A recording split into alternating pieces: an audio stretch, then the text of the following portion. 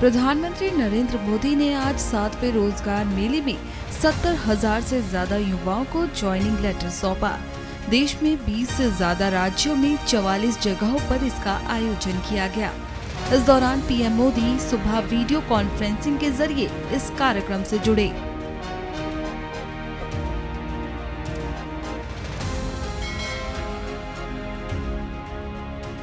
(1947) में आज के ही दिन यानी 22 जुलाई को तिरंगे को संविधान सभा द्वारा वर्तमान स्वरूप में स्वीकार किया गया था। इस महत्वपूर्ण दिन आप सभी को सरकारी सेवा के लिए ज्वाइनिंग लेटर मिलना ये अपने आप में बहुत बड़ी प्रेरणा है। इस मौके पर पीएम मोदी ने देश के बैंकिंग सेक्टर पर बात करते हुए विपक्ष पर निशाना साधा। आज के इस कार्यक्रम में बैंकिंग सेक्टर के काफी लोगों को नियुक्ति पत्र मिल रहे हैं। अर्थव्यवस्था के विस्तार में हमारे बैंकिंग सेक्टर की बहुत बड़ी भूमिका होती है। आज भारत उन देशों में से एक है जहां का बैंकिंग सेक्टर सबसे मजबूत माना जाता है। 9 वर्ष पहले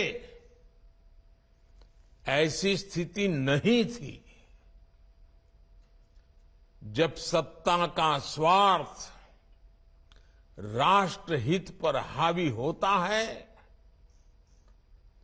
तब कैसी बर्बादी होती है, कैसा विनाश होता है। देश में कई उदाहरण हैं। ये हमारे बैंकिंग सेक्टर ने तो पिछली सरकार के दौरान ये बर्बादी को देखा है, झेला है, अनुभव किया है। आप लोग आजकल तो डिजिटल युग है, मोबाइल फोन से बैंकिंग का सेवाएं लेते हैं, फोन बैंकिंग करते हैं। लेकिन आज से 9 साल पहले जो सरकार थी ना, उस समय ये फोन बैंकिंग का कल्पना ही अलग थी, रिवाज ही अलग था, तरीके अलग थे, इरादे अलग थे। एक खास परिवार के करीबी कुछ ताकतवर नेता बैंकों को फोन करके अपने चहेतों को हजारों करोड़ रुपए का लोन दिलवाया करते थे। ये लोन कभी चुकाया नहीं जाता था और कागजी कार्रवाई होती थी। एक लोन को चुकाने के लिए फिर बैंक से फोन करके दूसरा लोन चुकाने के लिए फिर तीसरा लोन दिलवाना। ये फोन बैंकिंग घोटाला पहले की सरकार के, पिछली सरकार के सबसे बड़े घोटालों में एक था। पहले की सरकार के इस घोटाले की वजह से देश की बैंकिंग व्यवस्था की कमर टूट गई थी। पहले की सरकारों में क्या हुआ वो तो आप भली भांति जानते हैं। लेकिन 2014 के बाद स्थिति ऐसी नहीं है। जब सरकार ने मुद्रा योजना के माध्यम से नौजवानों के बिना गारंटी लोन देने की ठानी तो बैंक के लोगों ने इस योजना को आगे बढ़ाया।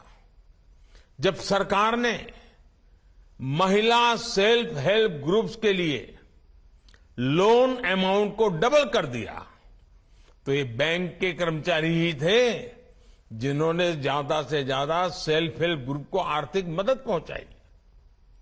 जब सरकार ने कोविड काल में एमएसएमई सेक्टर को मदद करने का फैसला लिया तो ये बैंक कर्मचारी ही थे जिन्होंने ज्यादा से ज्यादा ऋण देकर एमएसएमई सेक्टर को बचाने में मदद की और 1.5 करोड़ से ज्यादा उद्यमियों का जिसका रोजगार जाने की संभावना थी उस छोटे छोटे उद्योगों को बचा करके 1.5 करोड़ से ज्यादा लोगों का रोजगार भी बचाया।